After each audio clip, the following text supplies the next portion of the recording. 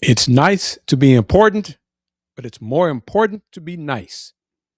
Find out who said that on today's edition of the Houston Roundball Review Takeover of the Lunch Break, Throwback Thursday, powered by JM&E.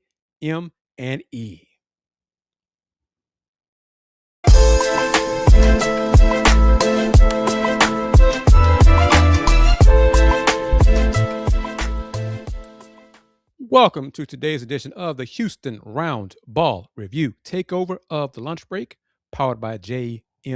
And today's show is sponsored by Star Pizza. Star Pizza is a member of the Houston Roundball Review online business directory. And one of the perks of being in the online directory, get sponsored one of my live stream shows. So I'm starting that here in 2026. First up, Star Pizza. We deliver 3 locations across Houston. You can order online at starpizza.net. I can personally vouch for the pizza. I thoroughly enjoy it, love it. I appreciate everything Mike and Jennifer Pittman do for me. The Houston Roundball Review, Andy Yanez, Let's Rage Cougs, Go Cougs, Cougs helping Cougs. So once again, thanks to Star Pizza. Order online, starpizza.net, N-E-T. First things first, y'all know it. If you're new to the Takeover, well, this is for you. You'll learn something right here. I try to always bring up news about my beloved alma mater, University of Houston. So as I take a look around the H-Town scheduled landscape for basketball, men's and women's, I always start with the Cougs first. Houston Cougars men's basketball improved to 20-2 on the season, 11 straight 20-win season under Coach Kelvin Sampson. They're now 8-1 in the Big 12 after Wednesday night's 79-55 win over a good UCF ball club.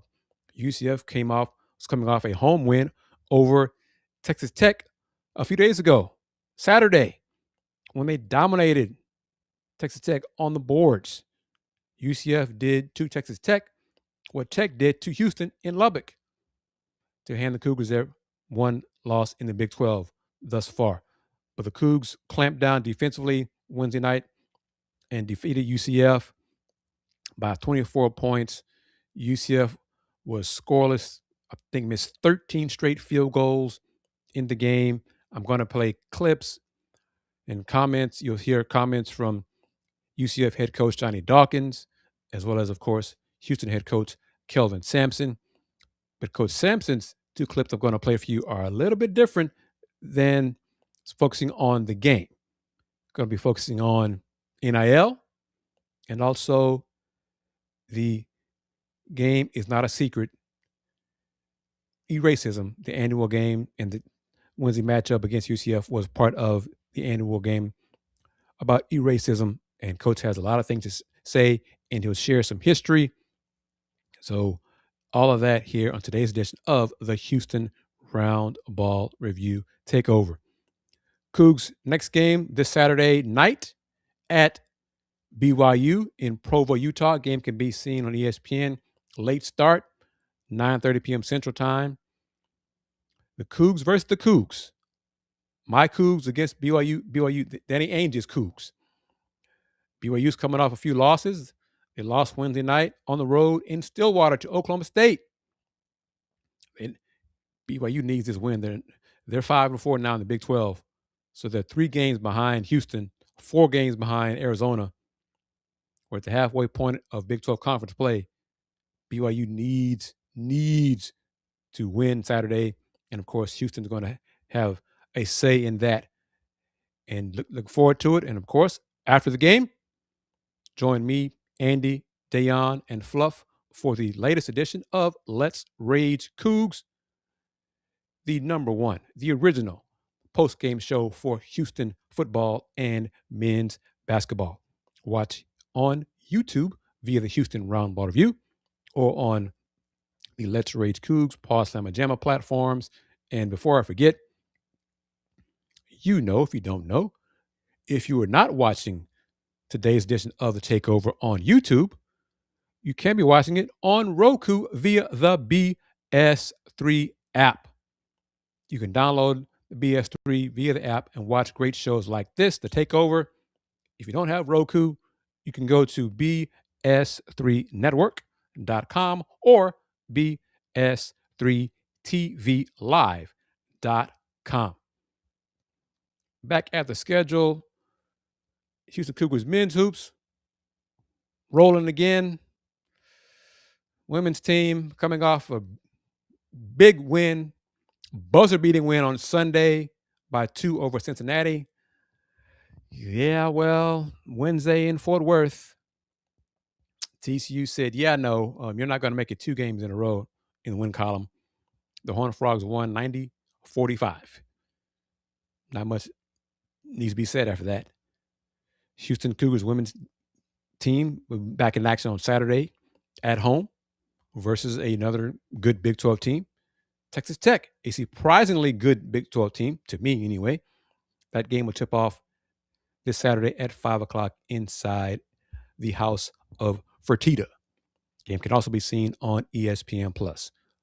Coach Matthew Mitchell's Cougs are 7-15 overall and now 1-10 in Big 12 play. Prairie View men's basketball came off a come-from-behind win Saturday against rival Texas Southern. They head on the road for the next 2 games, going to Florida. First up this Saturday against Bethune-Cookman, 4:30. I think the game will be on SWAC TV. I think the next 2 games might be on SWAC TV. Hopefully, they'll be on SWAC TV. You can go download SWAC TV and watch that on Roku as well. Coach Byron Smith Panthers are 9-13 overall, 4-5 in the Southwestern Athletic Conference. Coach Ty Dillard and her PV Panthers squad is winless in SWAC play. They're 0-9. They're 2-18 overall. Later on Thursday, they'll be in Florida facing Florida A&M. Game can be seen on SWAC TV, tipping off at 6:30 p.m. 2 straight road games coming up for PV women. Florida A&M on Thursday, Bethune-Cookman on Saturday. Both those games can be seen on SWAC TV. Rice Owls men's team won a thriller Wednesday night inside Tudor Fieldhouse. They defeated North Texas in double overtime. Final score of 86-83 to improve to 4-6 in the American Conference and 10-13 overall. And it's important. The Owls need to finish in the top 10 in the conference because 11, 12, and 13 do not qualify for the conference tournament. The top 10 teams, I believe it's the top 10 teams qualify for the tournament. 11, 12, 13, their season is over. And currently Rice is 4-6, so they're right on the edge of 10 or 11 in the standings in the conference. Who's not on the edge? Women's team. Rice Owls women's team is 19-3 overall, won 14 in a row. They are 9-0 in the American. Next game will be this Saturday at Memphis, tipping off at 1 p.m. And I have some news to share about one particular Rice Owls women's basketball player in a few moments. Hint, hint, a weekly honor. Texas Southern men's team, 4-5 in the SWAC. Had a loss weekend. They lost to Prairie View on the Hill. They came from ahead and lost to fall to 4-5 in the SWAC, 6-14 overall. Like Prairie View, they will be in Florida this weekend. First up for the men, be Florida A&M, 3 o'clock this Saturday. Game can be seen on SWAC TV. Then Monday, they will face first place Bethune-Cookman. Bethune-Cookman is 8-1 in the SWAC men's basketball. I think they have a 2 or 3 game lead already after 9 games. 8-1 in the SWAC. Shout out to Reggie Theus and the job he's doing at Bethune-Cookman. TSU women, 5-4 in the SWAC, 9-12 overall. They will play Bethune-Cookman women Thursday night, February 5th, 6 p.m. Central. Game can be seen on SWAC TV. And then Saturday afternoon, they will face Florida A&M, 1 o'clock Central. Good luck to all the teams, Rice, Prairie View, TSU, and of course, UH. As noted, Rice women's hooper Victoria Flores named American Player of the Week. following a career weekend. Rice junior guard Victoria Flores was named the American Conference Player of the Week. The league announced that on Monday afternoon. Flores led Rice with a career-high 33 points on 8 of 10 shooting, featuring 4 three-pointers, while also adding 5 rebounds, an assist, and a block at UTSA. She also finished with 13 points, a rebound, assist, and steal against Temple. On the week, Flores averaged 23 points, 3 boards, and an assist per game. Her 33-point performance is the most scored since Destiny Jackson against Houston during the 2022-23 season. As I said a few minutes ago, I'm going to play some post-game comments from head coach Kelvin Sampson, as well as UCF head coach Johnny Dawkins, following the Cougs' 79-55 win over the Knights. But I mentioned that I'm not going to really play comments from Coach Sampson about the win over UCF. 2 clips from Coach Sampson. The first up will be about Houston NIL, Houston and retaining players coming back. But Houston also, athletics, is still poor in comparison to teams in the Big 12 and other Power 4 schools. You listen to the clip. It's about 4 or 5 minutes, and I'm curious your thoughts on what Coach Sampson says. Then after those comments, I'll play the post-game press conference from Johnny Dawkins, and you'll hear some things that Coach Dawkins says, speaking highly of the Houston Cougars program. I like doing that, getting the other team's perspective about what how the Cougs are, who the Cougs are, the culture, etc. But first things first, head coach Kelvin Sampson. The question was asked by Chris Baldwin of Paper City Magazine. Coach Sampson starts his answer talking about Chris Sinak and how Chris has improved and what areas of improvement. And then it just leads into retaining players, program, NIL, etc. But you are watching the Houston Roundball Review, Takeover of the Lunch Break, Throwback Thursday, powered by JM&E. And of course, today, brought to you by Star Pizza. Order online at starpizza.net. Chris has really come a long way with his skill work. But you don't get better as a basketball player working on skill work. Your confidence comes from your work. Just like if you're a really confident person, no man or woman could ever take your confidence away. It doesn't matter what someone says or opinion they have. If you put in the work, you're fine. You're good. But all of our guys, we all start here. Everybody in America starts over. Like Johnny, I was talking. I didn't know. I just hadn't seen a lot of Central Florida until it was our last game against Cincinnati. I started watching them. I don't pay attention to what's ahead of us. I never have.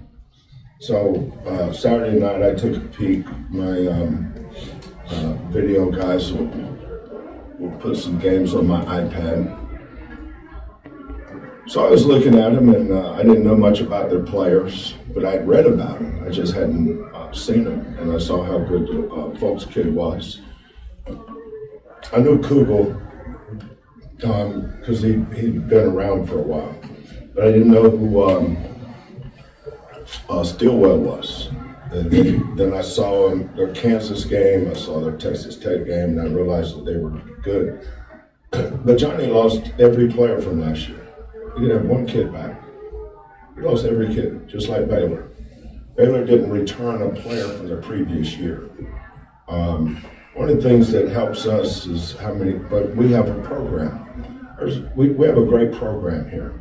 And you'd understand it a lot better if you were here in 2014-15 when we started this. You'd have a much better appreciation for it.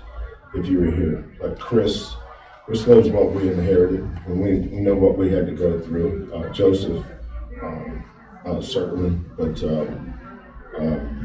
building this program to the point where we have kids coming back every year really helps these freshmen. You know, Emmanuel, and Milos, and JoJo. But all the kids were on the bench last year. Look at Mercy. I mean, most people thought Mercy, you know, outside the program, you can think what you want. You don't know unless you're inside the program. But I never thought Mercy would leave. But I'm around him every day, though, so I have an advantage. And I recruit him and I coach him. But it was a big deal that he came back. It was a big deal for Chase that Chase came back. Ramon came back. Sid came back. Jacob came back. All our guys come back. And that helps us. Now we participate in the NIL just like everybody else. We know what our kids' market value is. I mean, trust me, they're not starving here. They're getting exactly what the market is for them. But, you know, we have a very poor athletic department. We're poor. You know, we're poor when I got here, and we're still poor. We probably have the lowest budget of anybody in Power 4, you know, and, you know, the way our recruiting is going, we have to stop at some point because we don't have enough money to keep bringing in really good players. And that's not easy for us to do. You know, people ask about recruiting. You know, teams that have the best recruiting classes usually have the most money. That's the way it is today. You know, like we know. You know, we signed Akena and Arafan early. You know, a lot of these kids we have will come back, but who knows what else we'll sign? Depends on how much money we have. It's not about who do we want to sign, it's who can we afford to sign. And even though we've been doing this NIL thing, it still feels funny for me to even say that. It's like a culture shock that's coming out of my mouth. Because for so many years it's illegal to do that. But it's legal now. That's why they call it NIL. Now it's legal. There you have it. Comments from head coach Kelvin Sampson. And just in case you're wondering, when you looked up at the camera saying Kris been there since the beginning, talking about me, not Chris Baldwin.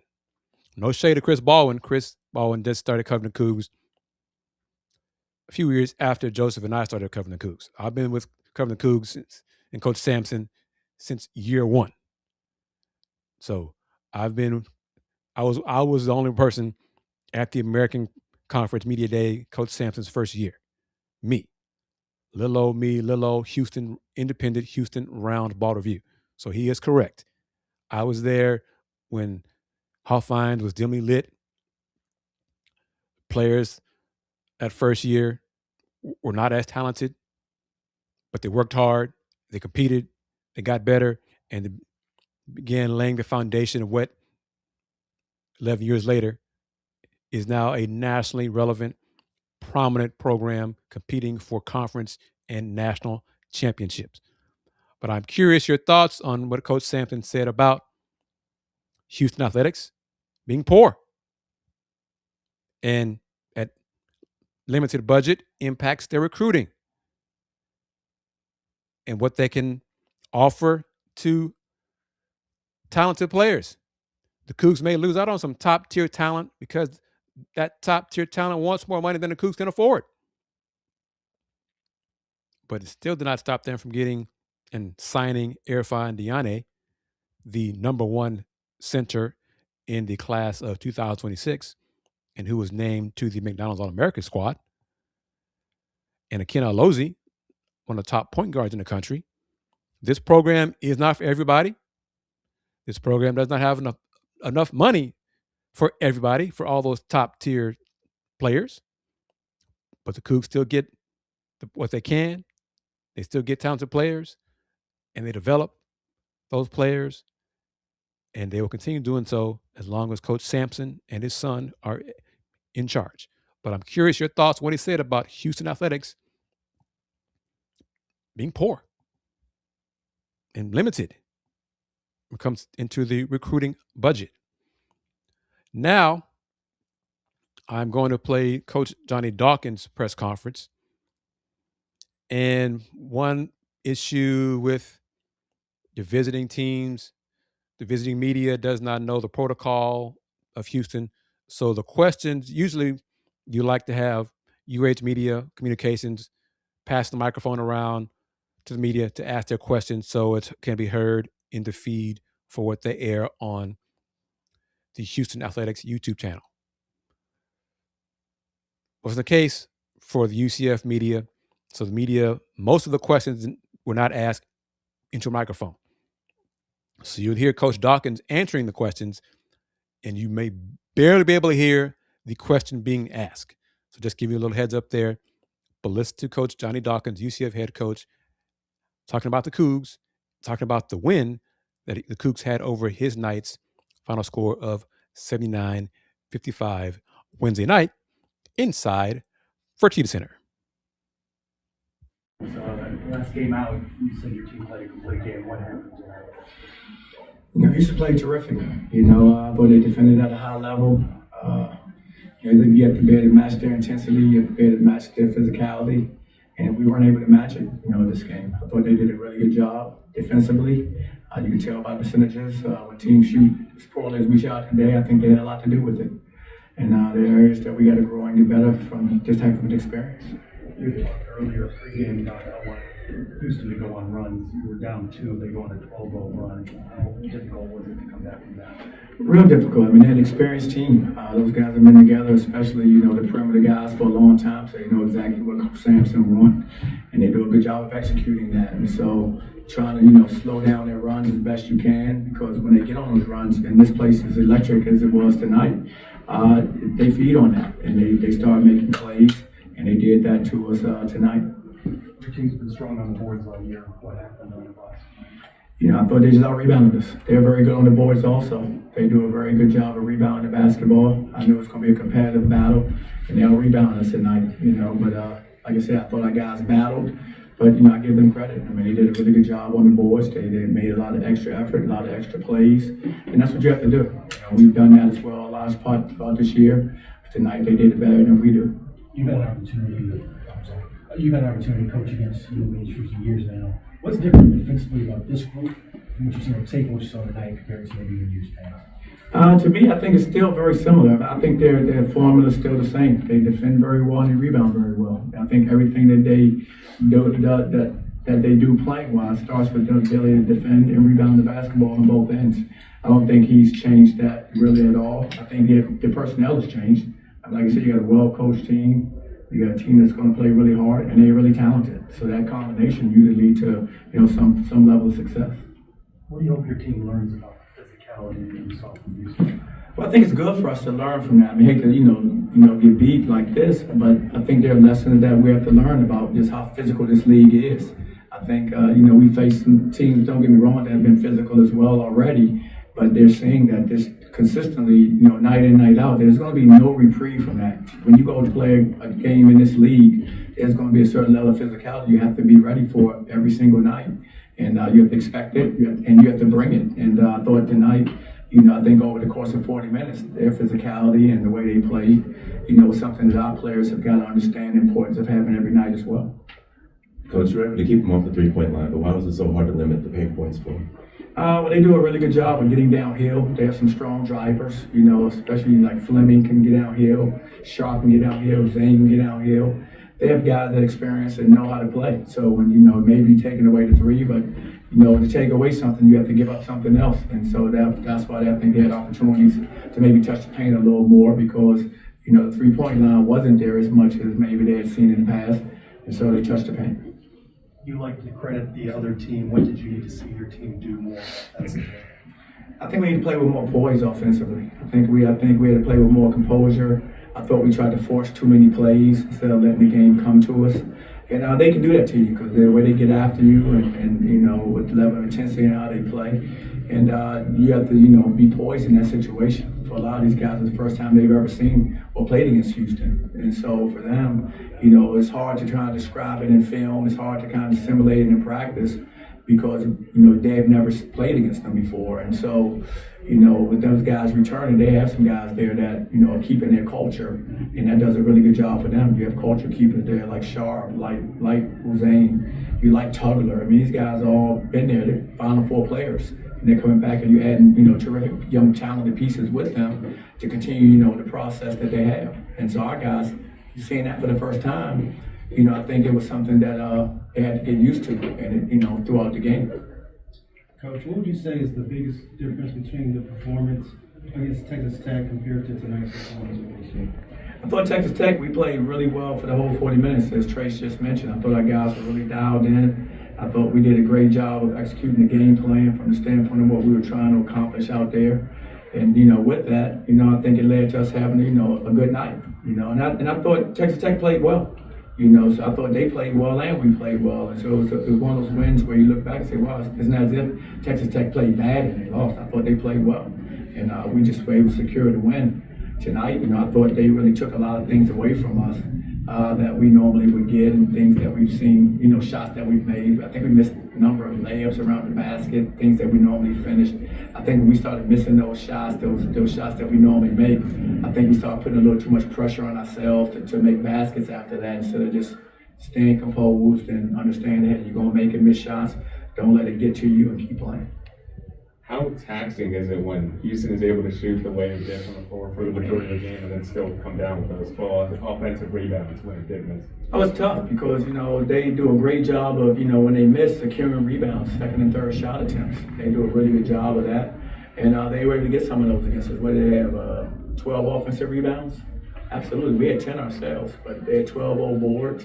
And that just continues to help you because when a guy misses, they're confident they may be able to get the rebound back and score another way. So definitely our guys got to do a better job of putting bodies on guys and keeping them off the paint.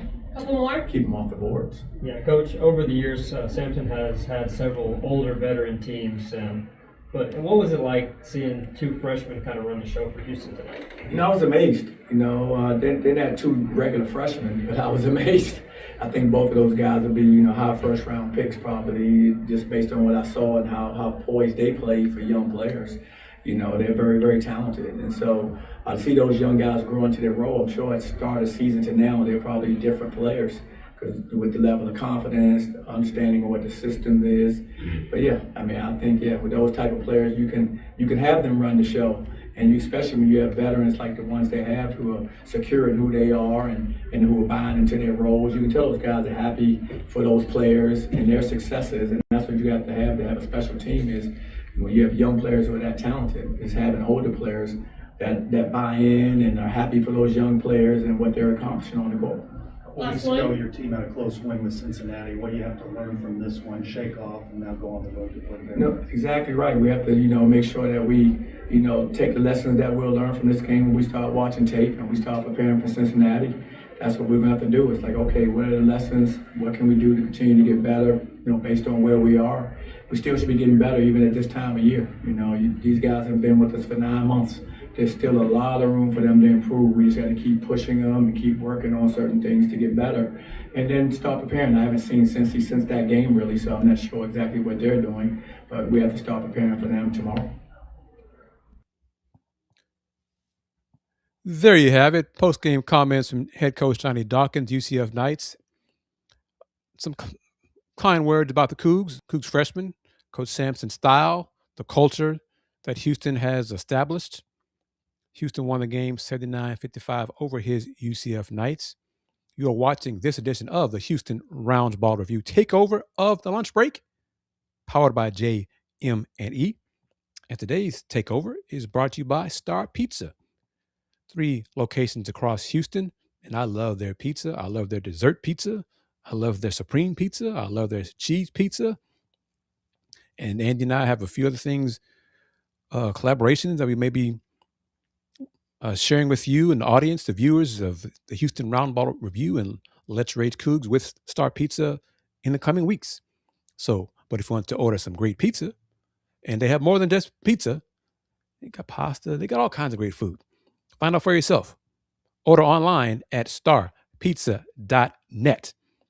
Bottom of the hour on today's edition of The Takeover, streaming on YouTube via the Houston Roundball Review, but also on Roku via BS3. Bottom of the hour, I'm going to play the promo for BS3 to give you a better idea of what BS3 is all about, the content that is provided once you download the app or go to the website. But you can watch shows like this via BS3 on Roku. Download the app, help us out. Download BS3 and watch it on Roku. And I'll be back in 90 seconds as you are watching today's edition of the Houston Roundball Review Takeover of the Lunch Break, powered by JM&E. And today, brought to you by Star Pizza. Be back in 90 seconds.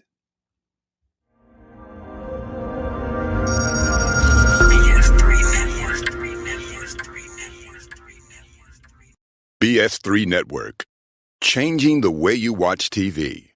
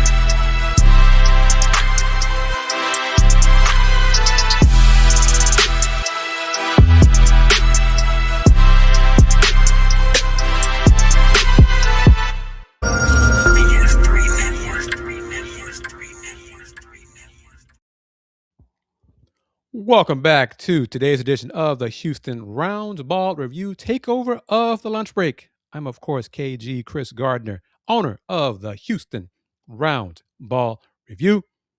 Thus far, I've played post-game press conference comments from UCF head coach Johnny Dawkins, and, of course, comments from head coach Kelvin Sampson of the Cougs. I'll have one more video clip from Coach Sampson. Then we'll get into some more. Then I'm going to share some weekly honors via the Big 12, American, and the SWAC, and that'll wrap it up. But I want to get you ready for what Coach Sampson had to say. Now, I'm going to tease you a little bit more. I'm going to tease you. Hold that thought. Yes, I am going to tease you because I want you to hang around and watch more of the Takeover as I share news about the Big 12 and the American and the SWAC. Then I'll play the video from Coach Kelvin Sampson talking about some history, sharing history with you. And it's my question, so I'm very happy about that as well. But first things first, news from the Big 12, news around the Big 12 men's and women's hoops. Arizona's Braden Burries swept the Big 12 Men's Basketball Weekly Awards for last week. He won the Player of the Week and the Newcomer of the Week. As you know, Arizona's undefeated, 22-0. Braden Burries in Big Monday game at BYU scored a career-high 29 points while stuffing the stat sheet with 5 rebounds, 4 assists, 3 steals, and 2 blocks in the 86-83 win over BYU. In the 87-74 victory at rival Arizona State, Burries added 17 points with 7 rebounds, 4 assists, and 2 steals, and he's a freshman. Burries captured his first career Big 12 player and newcomer honors while averaging 23 points, becoming Arizona's second Big 12 Player of the Week winner this season and marking the third time a Wildcat has been tabbed as the conference's top weekly newcomer in men's basketball. Joining Burries on the Big 12 starting 5 which honors strong performances across the conference, is BYU's Richie Saunders, UCF's Themis Folks, Iowa State's Taman Lipsey, and KU's Kansas Bryson Tiller. Saunders averaged 25.5 points and 9.5 rebounds against two AP top 15 teams, including a career high 33 points and 10 rebounds at then number 14 Kansas, good for his first career 30-10 game. Themis Folks led the Knights to a pair of key wins while averaging 16.5 points and 6.5 assists, highlighted by 21 points and 7 dimes in the 88-80 win over then number 11 Texas Tech. Taman Lipsey orchestrated the Cyclones' offense in two 30-plus point wins against Colorado and Kansas State with 15 points and 7 assists per game, while holding a 14-1 assist to turnover ratio. Bryson Tiller scored 21 points and added 7 rebounds as the Jayhawks took down then number 13 BYU 90-82, helping KU to its 5th consecutive victory. The starting five, Big 12 starting five for the week ending February 2nd, Braden Burries, Richie Saunders, Themis Folks, Taman Lipsey, and Bryson Tiller. Burries, Arizona, Saunders, BYU, Folks, UCF, Lipsey, Iowa State, and Tiller, Kansas. Women's side, Texas Tech's Snudda Collins, Snudda, love that name, Snudda Collins, Snudda Collins, named Player of the Week. And once again, Kansas freshman Jalea Davis was named Freshman of the Week. They secured the first Big 12 Women's Basketball Awards of February for this season. Colorado's Ziana Walker, Iowa State's Audie Crooks, and Oklahoma State's Micah Gray joined the duo on the Big 12 starting five, which highlights strong performances from around the league. Collins propelled the Lady Raiders to a 62-60 victory over then number 12 TCU.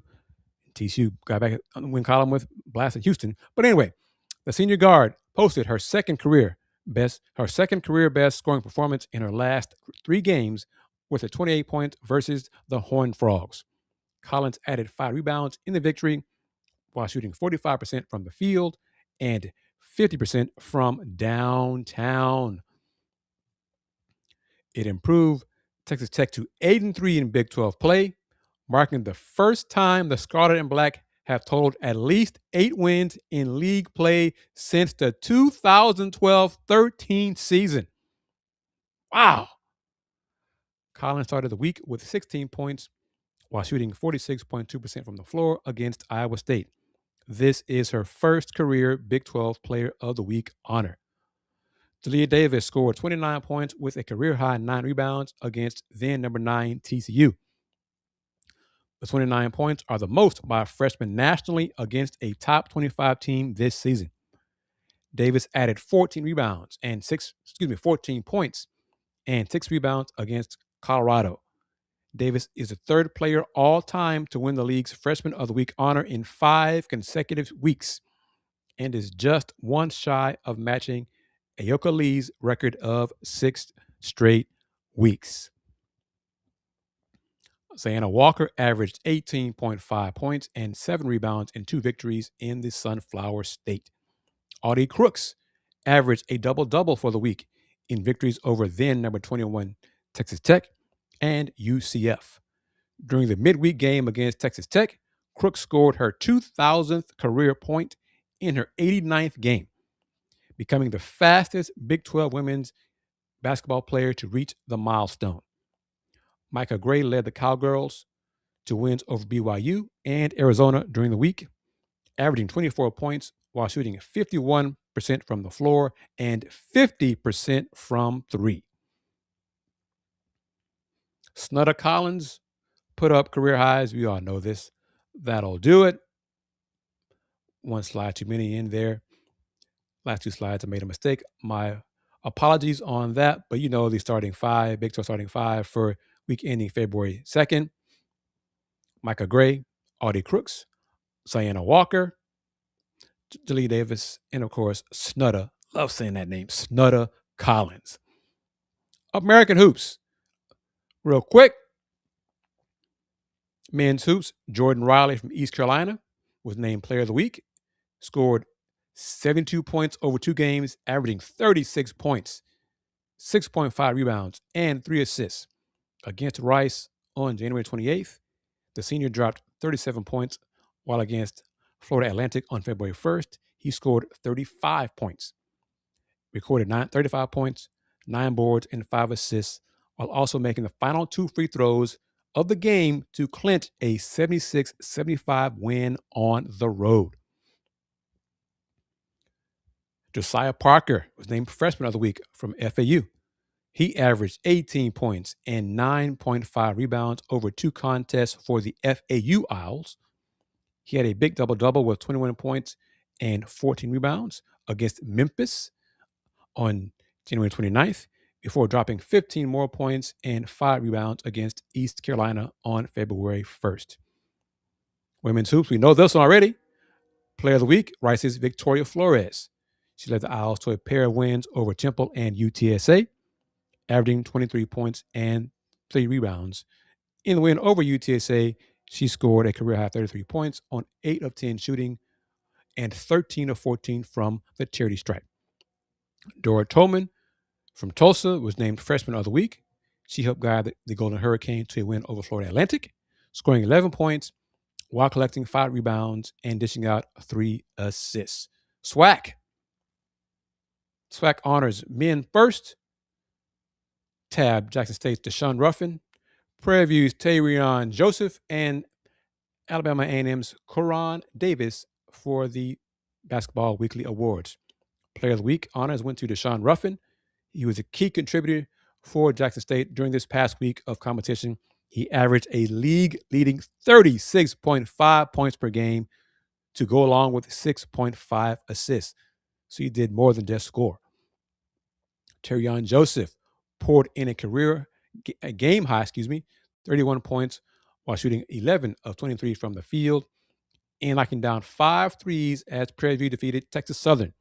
He played all 40 minutes during the contest and was a key contributor on both ends of the floor, thus being named the SWAC Impact Player of the Week. Newcomer of the Week, Koron Davis helped Alabama A&M go 1-1 over the week as he averaged 22 points, 5.5 rebounds, 1.5 steals, and 1 assist. He posted 22 points in games against FAMU, Florida A&M, and Bethune-Cookman, while also shooting 44.4% from behind the 3-point line. SWAC women's honors go to TSU's Deja Holmes, Alcorn State's Nakia Cheatham, and Alabama State's Shamaya Reed. Player of the Week for the SWAC, Deja Holmes delivered a dominant, complete performance in Texas Southern's 72-63 win over Prairie View A&M. She led all scorers with 34 points, shooting 71% from the floor and 71% from beyond the arc, while also contributing 7 rebounds, 3 assists, 2 steals, and a block. Nakia Cheatham from Alcorn, named the Impact Player of the Week, averaged 13.5 points and 9 rebounds last week for the Lady Braves.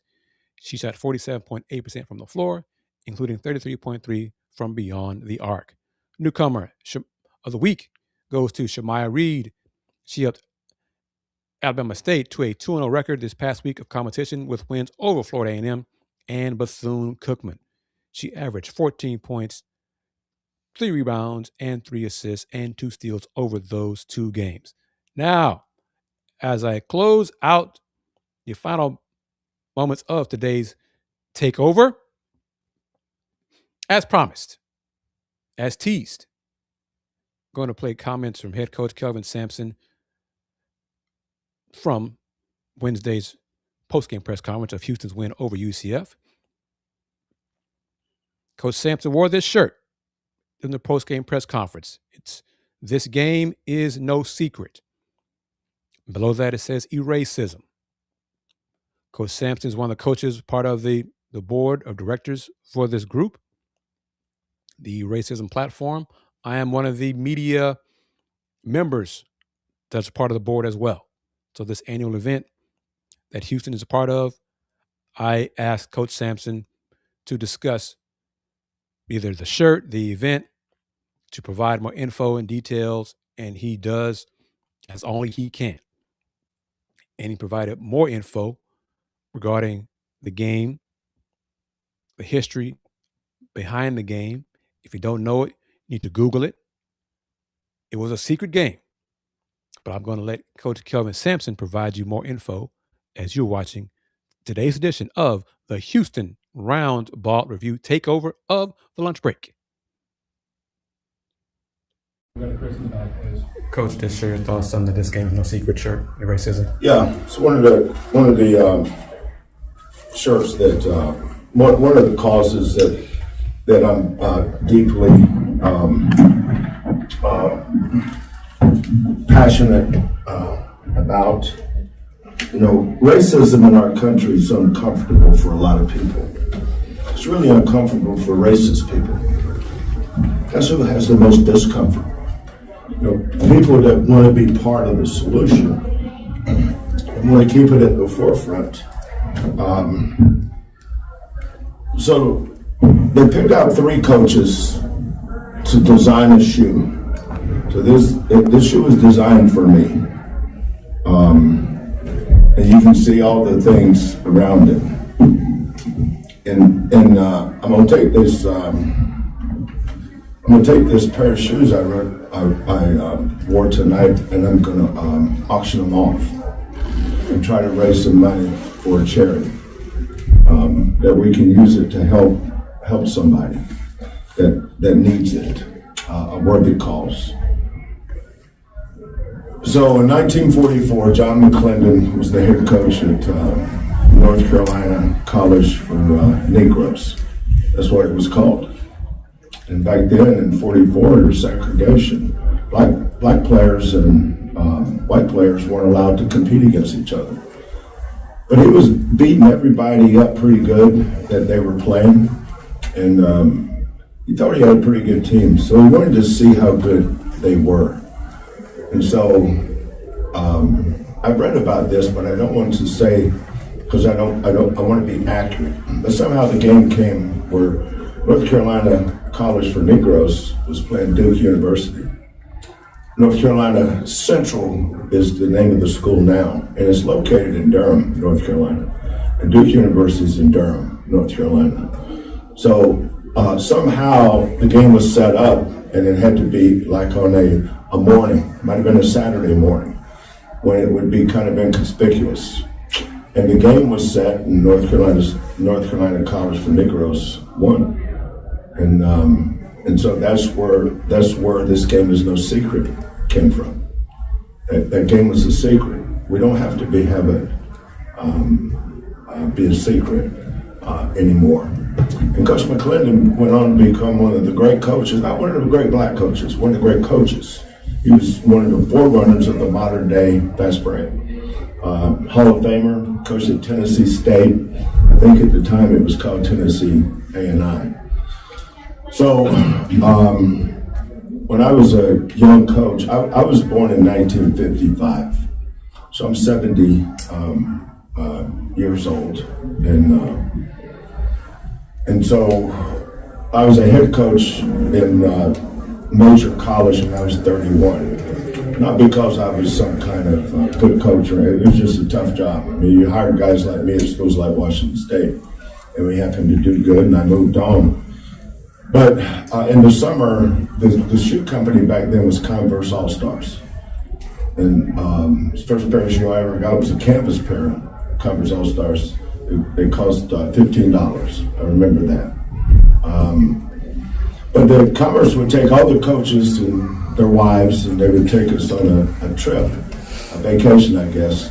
And I remember going to Bell, Colorado, and we stayed at a resort there and played golf and stuff, all that stuff. But I got to meet Coach McClendon, and Winston-Salem State is where Earl Monroe went. So all the good black players in the state of North Carolina, most of the South, in the 50s and 60s played at the Division II schools, or smaller schools, because of segregation. I mean, my dad's first year coaching basketball was 1953, and so the first year he ever coached against a white player was in 67. So that's just the way it was then. And so guys like John McClendon, they became our heroes, because they would do things that we could relate to. But being able to put this shirt on that says racism, and being able to wear shoes like this to help promote racism in this country, not going to change everybody. You shouldn't be trying to change everybody. If you can just, like building a house, you build it a brick at a time, right? One at a time. You get one person to realize that it's okay to treat everybody, regardless of skin color, like a human being, and respect them. Then that's been a good day. So. Kelvin, can you tell us what the personal touches are that you put? Well, this is the Lumbee tribe in North Carolina. That's their logo. This is racism here on the toe. For the city, of course. Shout out to Houston. College Insider is on the back. This game is on the toe for this part. What do you call it? I know this is the toe, I ain't sure what that is. And so I know Rob Jones, the head coach of Norfolk State, was one of the coaches that was asked. I'm not sure who the other coach was, but there's only three. And so they allowed us to design the shoe. Of course, if they don't allow me to design a shoe, then Ms. Lawrence can do it. Tonight was the first time I saw it. She had it on my desk when I walked in when I was getting ready for the game. But it's good. It's good to bring causes up. We all have a cause. It's good to keep it in the forefront. Sometimes things change. Sometimes they don't. But that doesn't mean we can't be good people. It's nice to be important, but it's more important to be nice. My mother and father taught me that 70 years ago. It's still true today. Thank you. It's nice to be important. It's more important to be nice. I'm not going to get on my soapbox here, my pedestal, my high horse, anything of that sort. But it's important to treat everyone, regardless of skin color, like a human being. And if you're not doing that, that's a you problem. If you continue spreading that, then that becomes our problem. And that's our problem in society. It's not hard to treat people with respect, to treat people like human beings. It's not difficult to be nice. Shout out to Coach Sampson for saying those words. Another reason why I admire him for speaking out on what he believes. That'll do it on today's edition of Takeover, video clip wise. Thank you for that. But I'm also putting on my business hat. Once again, thank you to Star Pizza for being a member of the online business directory. And future shows, these other supporters will have their logo airing on an episode, a live stream show. Salute to African Center of Wellbeing, Bayou Beat, B Elite Basketball, Byron Riley CPA, the Pinto Leon Law Firm, Pruitt's in the Heights, Star Pizza, Tejas Brewery, United Sports and Entertainment, VIP Realty, and the Saxenian family. If you want to be part of the online business directory, email advertise at THEHRR.com. Once again, advertise at THEHRR.com.